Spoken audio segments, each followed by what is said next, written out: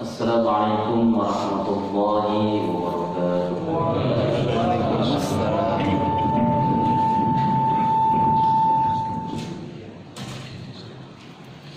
Alhamdulillahilladzi hadana li hadza wa ma kunna linahtadiya laula an hadana Allah. Asyhadu an la ilaha illallah wahdahu la syarika lah wa asyhadu anna Muhammadan abduhu wa rasuluh. Allahumma shalli wa sallim wa barik ala hadzal nabiyil karim nabiyyina Muhammadin sallallahu alaihi wasallam wa ala alihi wa sahbihi wa man tabi'ahu ila yaumiddin. Amma ba'du fa ya ibadallah, usikum nafsi wa iyaya bi taqwallah faqad fazal muttaqun. Qala Allah ta'ala fi kitabihil karim wa huwa asdaqul qailin. A'udzu billahi minasy syaithanir rajim. Bismillahirrahmanirrahim. Ya ayyuhalladzina amanu taqullaha haqqa tuqatih wa la tamutunna illa wa antum muslimun. Fa inna ahsanal hadis kitabullah wa khairal hadi hadi Muhammadin wa syarrul umur muhdatsatuha wa kullu muhdatsatin bid'ah wa kullu bid'atin dhalalah wa kullu dhalalatin finnar. Alhamdulillah, segala puji bagi Allah Subhanahu wa ta'ala atas segala limpahan nikmat yang diberikan kepada kita semuanya, sehingga pada kesempatan yang berbahagia ini kita bisa kembali bermujalasah dalam keadaan sehat walafiat tanpa suatu halangan apapun. Jemaah dimuliakan oleh Allah Subhanahu wa ta'ala, salawat dan salam mari kita senantiasa haturkan kepada Rasulullah Muhammad SAW serta seluruh keluarga beliau, sahabat, kerabat dan pengikutnya, serta kita semuanya insyaallah istiqamah konsisten dalam menjalankan dan mengerjakan sunnah-sunnahnya hingga akhir zaman nanti. Kembali kita bertemu dengan majelis Tanbihul Ghafilin, peringatan bagi orang-orang yang lalai. Mudah-mudahan karena selain diberi peringatan maka kita tidak termasuk dalam kategori orang-orang yang lalai akan tujuan hidup, lalai akan tempat di mana kita akan kembali, lalai akan tugas kita sebagai manusia dan sebagainya. Karena kita terus diberikan peringatan, karena sifat manusia itu pelupa, maka sedianya diberikan peringatan terus menerus. Hadir ke majelis taklim itu termasuk dalam kategori zikir. Zikir artinya mengingatkan dari segala bentuk kelalaian. Zikrun an-nisyan, jadi mengingatkan dari kelalaian atau kelupaan kita.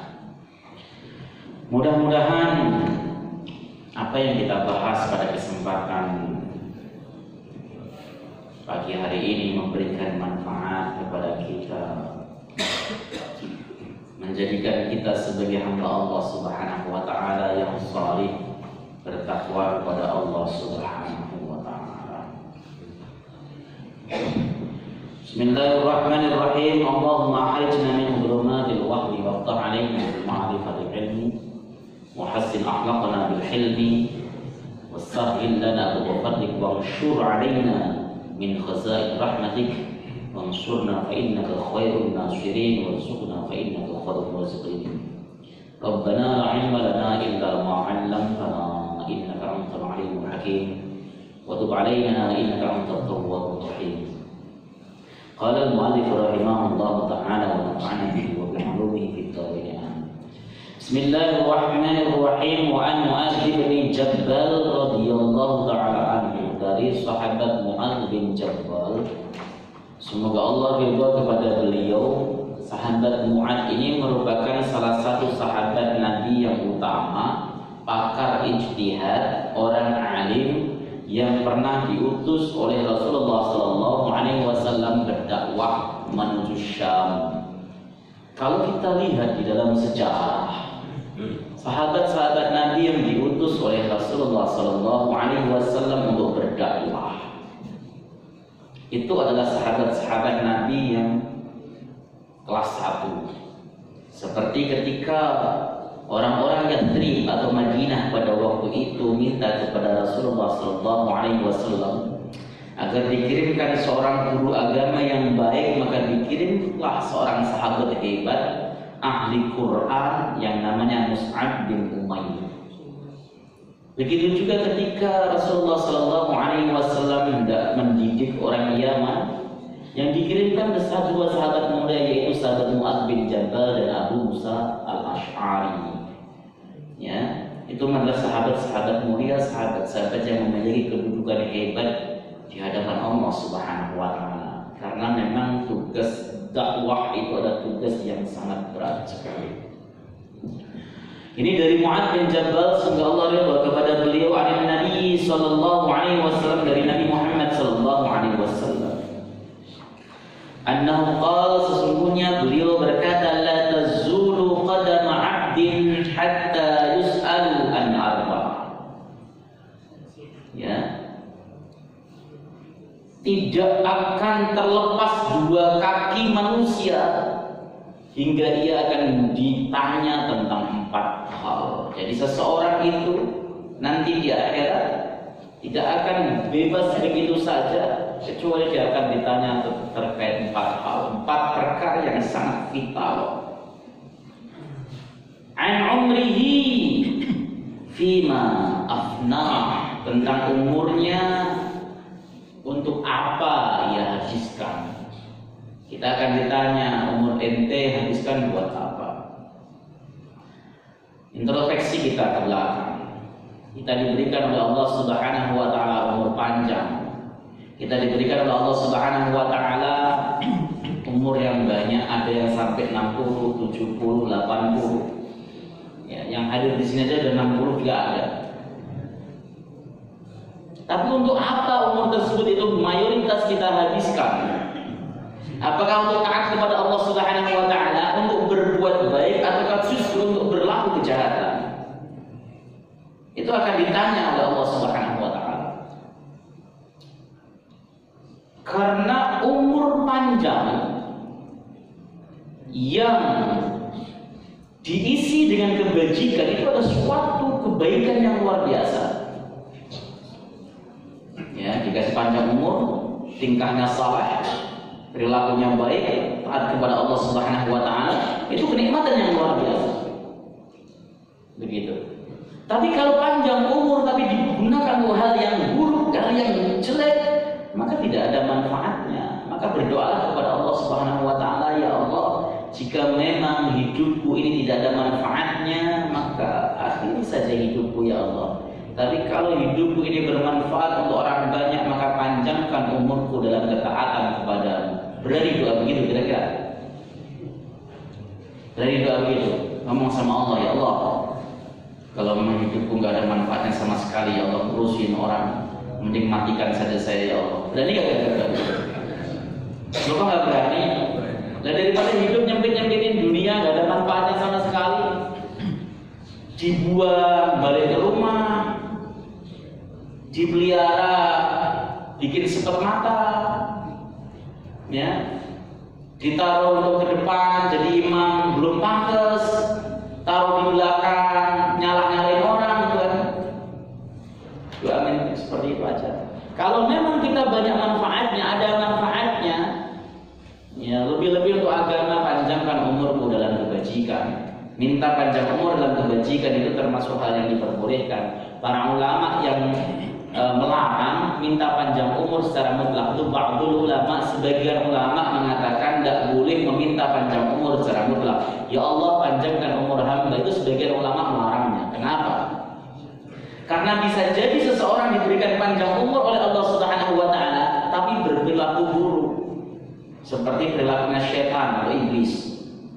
Ya, ketika berkata kepada Allah Subhanahu wa taala, qala rabbi anzirni ila yaumi yub'atsun, ya Allah panjangkan umurku hingga hari kiamat. Qala innaka minal munzirin, Allah kemudian berfirman, kau sesungguhnya termasuk orang yang dipanjangkan umurnya hingga hari kiamat.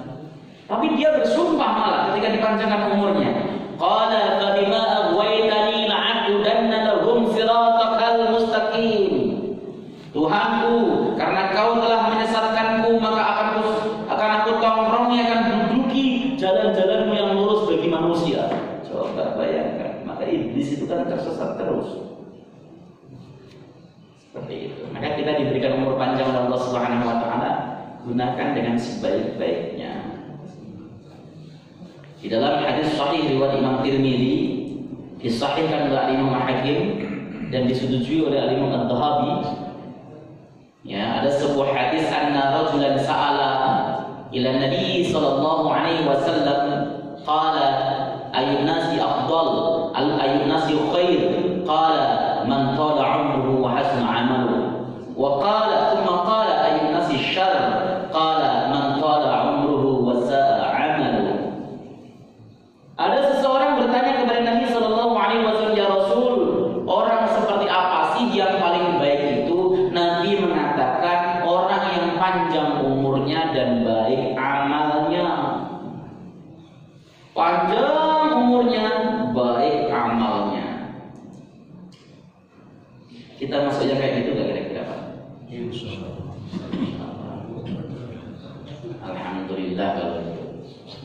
Ya, kita berdoanya mudah-mudahan begitu. Tapi kalau tidak, ya kita betul-betul telah menyia-nyiakan anugerah Allah. Panjang umur itu given, pemberian. Panjang umur itu pemberian, hak prerogatif Allah Subhanahu wa taala. Seseorang dipanjangkan umurnya atau tidak, itu terserah Allah Subhanahu wa taala. Banyak orang soleh yang umurnya pendek seperti Al-Imam An-Nawawi, Al-Imam Asy-Syafi'i, itu orang-orang soleh berumur pendek. Kesalehan itu tidak kemudian berbanding lurus dengan umur, tidak. Ya. Oleh sebab itu, kalau bapak-bapak di sini ada yang sampai umurnya dari 60 tahun, itu pemberian dari Allah Subhanahu wa taala. Ya, sekali lagi panjang umur itu pemberian. Tapi amal soleh itu bisa diusahakan. Panjang umur itu pemberian mutlak dari Allah Subhanahu wa taala, meskipun Rasulullah Muhammad sallallahu alaihi wasallam itu memberikan rumusan-rumusan apabila kita ingin panjang umur seperti sambung tali silaturahim. Tapi kan tidak ada yang tahu berapa lama kita diperpanjang umur kita oleh Allah Subhanahu wa taala. Itu pemberian, tapi amal soleh bisa diusahakan. Amal soleh itu bisa diusahakan. Kalau kemudian Allah Subhanahu wa taala memberikan kita panjang umur lalu kita berbuat taat baik kepada Allah Subhanahu wa taala, maka kita akan diberikan kedudukan yang tinggi oleh Allah Subhanahu wa taala.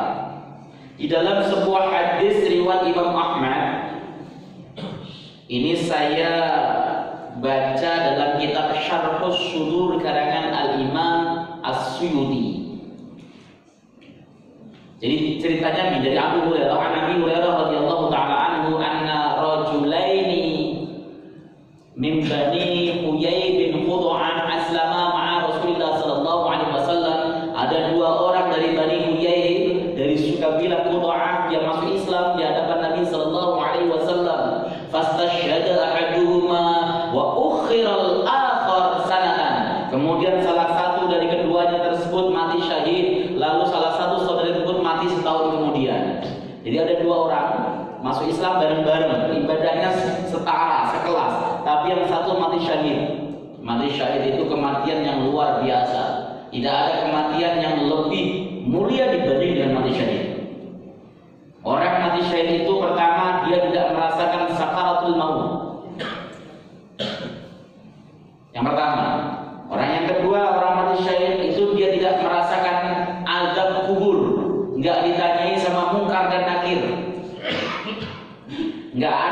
fitnah kubur bagi mereka. Ya, cukup kelebatan pedang yang ada di kepalanya yang menjadi fitnah bagi mereka. Dikubur sudah bebas, kelasnya super VIP. Orang mati syahid itu semburan darah pertama yang keluar dari tubuhnya adalah pengampun bagi semua dosa-dosanya. Orang yang mati syahid itu tidak dihisab, langsung masuk tiket terusan masuk surganya Allah Subhanahu wa taala. Kemudian anak yang lebih hebat dari mati syahid. Ya. Bapak kira-kira pengen mati syahid enggak?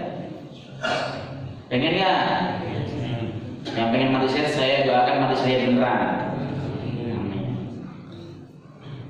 Saya juga pengen mati syahid. Karena kalau orang mati syahid itu enggak sakit matinya. Kemudian faqala Talhah bin Ubaidillah. Talhah bin Ubaidillah berkata, "Fara'aitul jannah, aku bermimpi melihat surga." Jadi para ulama itu mimpinya melihat surga, melihat Allah. Kalau kita mimpi ke Ancol aja senang banget. Padahal bukan ke surga. Syekh Sirri As-Saqati diterangkan dalam Ihya'nya Al-Imam Al-Ghazali. Beliau itu mimpi masuk surga, ketemu bidadari yang suaranya Masya Allah. Kan diterangkan di dalam kitab Hadil Arwah ila Baladil Afrah bahwa di surga itu ada nyanyian-nyanyian para bidadari. Dalam satu sutur juga ada orang bidadari itu pada menyanyi sangat merdu sekali, gak ada tandingannya. Itu Syekh Sirri As-Saqati mendengarkan nyanyian para bidadari yang sangat merdu. Begitu bangun mendengar suara istrinya muntah-muntah 60 hari. Habis dengar suara bidadari yang merdu, dengar suara cempreng kan. Bangun Pak, langsung itu mimpinya para ulama. Mimpinya para ulama seperti itu, mimpi surga. Mimpi yang sebagai khobar bahwa dia termasuk orang baik, orang saleh. Nah ini Talhah bin Ubaidillah bermimpi melihat surga. Lalu beliau mengatakan, "Fara'aitul mu'akhkhar minhuma udkhila qabla syahid." Aku malah melihat orang yang terakhir matinya, saudara ini kan ada dua tadi. Orang yang terakhir matinya masuk surga duluan dibanding yang mati syahid. Fa'ajabtu min dzalik, aku heran akan kejadian itu. Fa'asbahtu fadzakartu li Nabi sallallahu alaihi wasallam. Pada pagi hari aku kemudian lapor kepada Nabi, aku tuturkan kepada Nabi sallallahu alaihi wasallam wa qala, dan Nabi pun bersabda, "Alaysa qad sama ba'dahu Ramadan?" Bukankah orang yang mati terakhir setahun kemudian itu dia berpuasa setahun Ramadan setelah berpuasa di bulan Ramadan setelah kematian saudaranya yang syahid tadi. Jadi panjang umur setahun saja diisi dengan kebajikan, dengan puasa Ramadan, itu bisa mengupgrade kedudukannya di hadapan Allah Subhanahu wa taala. Wa qad sala alfa raka'atin wa qad shalla sittata alaf raka'ah. Dan dia telah melaksanakan salat 6.000 rakaat. 6.000 rakaat itu sehari semalam 17 rakaat ya. Salat fardu berapa sih semalam? 17 rakaat. 17 kali 30 1, 2, 510 dalam satu bulan. 510 kali 12 6.000 lebih dalam satu tahun. Jadi kalau kita dikasih umur panjang oleh Allah Subhanahu wa taala setahun saja, dibandingkan dengan saudara kita, teman angkatan kita yang SMA yang meninggal kemarin, teman angkatan kita di pesantren, teman SD kita dan sebagainya, teman arisan kita yang meninggal setahun yang lalu, kita masih ada umur setahun belakangan tapi diisi dengan puasa Ramadan, diisi dengan Apa tadi, sholat 5 waktu dengan sebaik-baik, wa kada rakaat salat sunnah, dan juga dia melaksanakan beribu-ribu rakaat salat sunnah. Bukankah dia melakukan amal yang itu, puasa Ramadan, sholat wajib, melaksanakan banyak salat sunnah? Maka wajar kalau kemudian orang yang umurnya panjang lebih dari 1 tahun itu memiliki keutamaan yang luar biasa. Bahkan diterangkan dalam hadis tadi, dia dimasukkan lebih dahulu ke surga oleh Allah Subhanahu wa taala dibanding dengan orang yang mati syahid. Kalau kita bisa memanfaatkan hadis tersebut, kualifikasinya hasan, riwayat Imam Ahmad dan juga Al-Imam Ibnu Asakir setahu saya. Hadis ini itu sebenarnya memberikan motivasi kepada kita agar bisa memanfaatkan umur. Kita tidak tahu umur kita seperti apa. Kita hidup pada pagi hari ini berarti kita panjang umur, iya toh? Dibandingkan dengan teman kita yang mati kemarin, panjang umur kita itu. Kita hidup bisa sampai bulan depan panjang umur. Kita hidup bisa tahun depan panjang umur. Masya Allah, luar biasa kita itu diberikan kenikmatan oleh Allah Subhanahu wa taala. Tapi digunakan untuk kebajikan tidak. Ingat ya, seperti yang sering saya kemukakan, bahwa min sabilin khairin illa wasyaitanu qa'idun alaihi. Gak ada satupun jalan kebajikan kecuali jalan itu sudah ditongkrongi sama setan. Serius. Ya. Nah, mau ngaji ke masjid, berat gak kira-kira? Berarti kalau yang panjang Ustaz, enggak punya nafsu pasti dia. Setannya udah kalah. Ada yang ya Allah, malas banget sebenarnya ngaji, tapi di rumah nggak ada sarapan. Iya, ada yang begitu, karena syaitan membisikkan yang lain supaya niatnya menyimpang. Yo ngaji nggak apa-apa, ngaji, duduk sebentar paling 1 jam. Tapi kan kita minimal ngirit beras, apalagi kalau kemudian kita datang sekeluarga. Loh, syaitan. Lo nongkrong begitu sampai di masjid, dia pegang handphone. Saya bicarakan. Grab. Alhamdulillah, nikmatnya berada di majelis taklim. Ya, itu langkah syaitan. Itu bukan ria, enggak ria. Indikasi saja, indikasi ria. Tapi belum tentu ria, tergantung niat daripada masing-masing. Karena sekarang itu memang perusahaan amalia ya, kota segi 4 ini perusahaan amalia berpotensi merusak sama sekali. Orang kalau zaman sekarang itu kalau tawaf itu handphone nyala. Rabbana atina fid dunya hasanah wa fil akhirati hasanah wa qina adzabannar. Bismillahirrahmanirrahim. Subhanallah, alhamdulillah, wa la ilaha illallah, Allahu akbar. Terus begitu kan handphonenya nyala sambil ini. Itu selesai, serius. Pas lagi di Hijr Ismail. Halo guys, saat ini saya sedang di Hijr Ismail, saya sedang siaran langsung di Facebook. Nah, ini orang pada ulang sholat, subhanallah dan sebagainya. Ini fakta yang sama kan terjadi di tengah kita. Tapi itu tidak ria.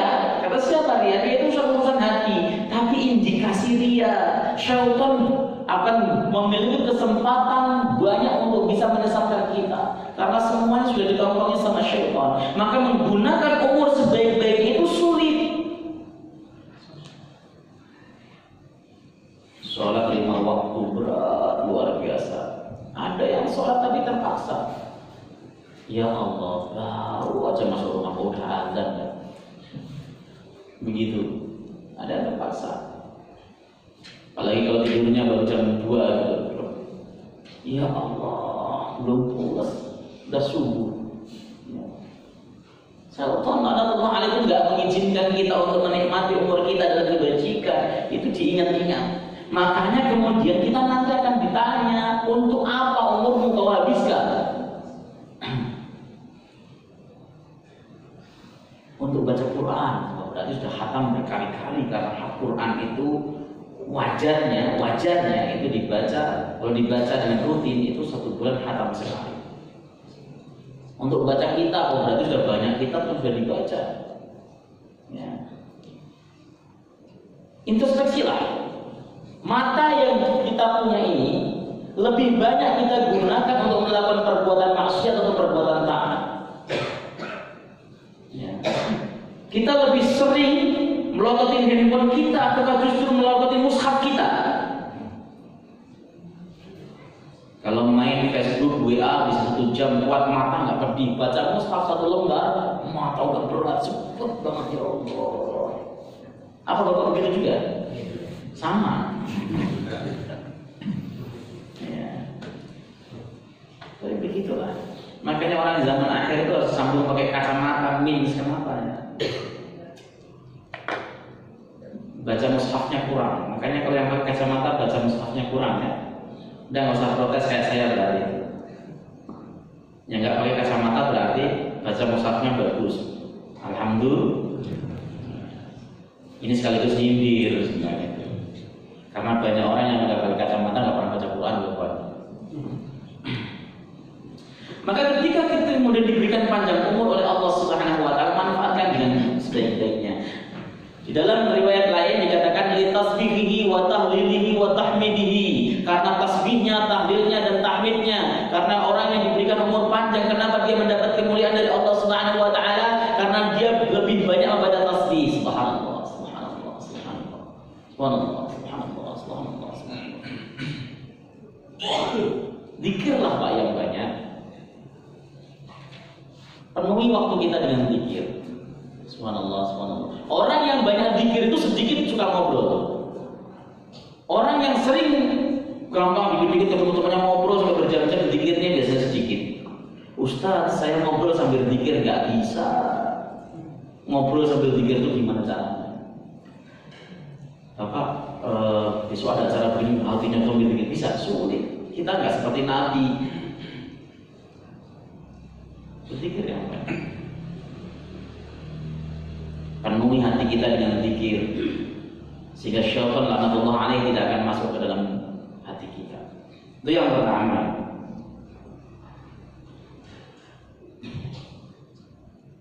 Kemudian yang kedua, wa an jasadihi fi ma ablah, dan tentang jasadnya untuk apa?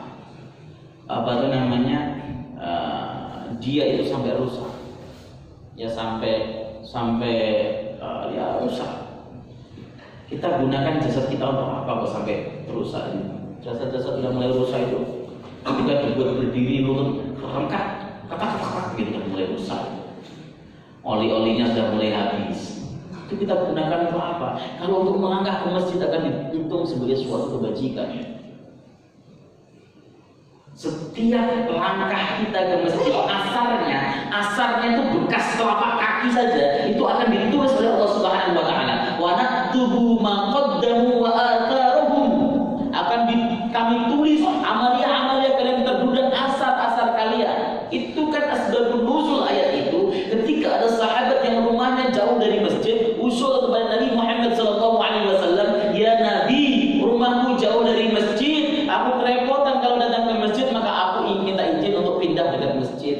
Turun ayat itu, nggak usah pindah dari masjid, jauh dari masjid itu kenikmatan. Setiap langkah kita, telapak kakinya saja itu akan ditulis oleh Allah Subhanahu Wa Taala. Makanya rumahnya dekat-dekat masjid segera pindah, jauhan dikit dari masjid. Kalau yang dekat masjid kan telapak kakinya sedikit, yang dari masjid kejauhan telapak kakinya ada. Itu, ya. Jasad kita itu kita rusak apa? Kalau kita lihat misalnya, kita lihat para ulama, misalnya Imam Asy-Syafi'i itu meninggal karena penyakit ambeien, wasir. Terjadi pendarahan hebat. Ya. Kenapa bisa begitu ya? Karena banyak duduk beliau. Beliau banyak duduk, murojaah hafalannya, memikirkan persoalan umat, menemukan persoalan umat, ngarang kitab. Karena kita tahu bahwa di antara imam 4 tersebut yang menulis sendiri kitabnya hanya Al-Imam Asy-Syafi'i. Yang lain adalah para muridnya yang nulis. Imam Malik nulis Muwatta, itu beliau mendiktekan, muridnya yang ngatur. Imam Ahmad bin Hanbal nulis Musnadnya juga para muridnya, anaknya juga yang nulis. Tapi kalau Imam Syafi'i menulis sendiri karyanya dan diajarkan sendiri. Makanya kemudian beliau meninggal dalam penyakit ambeien yang parah, yang sudah pecah, lalu kemudian dari pendarahan hebat, lalu beliau wafat. Al-Imam An-Nawawi, beliau meninggal karena memang badannya kering, kurang gizi. Imam Nawawi itu diterangkan di dalam Muqaddimah Syarah Sahih Muslim yang saya baca. Beliau tidak pernah mau makan buah. Beliau itu minum air itu hanya pada saat minum yang digunakan untuk buka sekaligus sahurnya. Minum air. Ketika beliau ditanya kenapa engkau lakukan itu Imam, beliau mengatakan saya takut kalau aku banyak minum maka badanku akan basah, lalu hingga diriku dikuasai oleh ngantuk mulu kerjaannya. Ini kita itu banyakkan minum, banyakkan makan, ngantuk terus. Baca kitab baru 1 baris sudah ngantuk muak, baca buku baru 5 baris sudah muak, baca Quran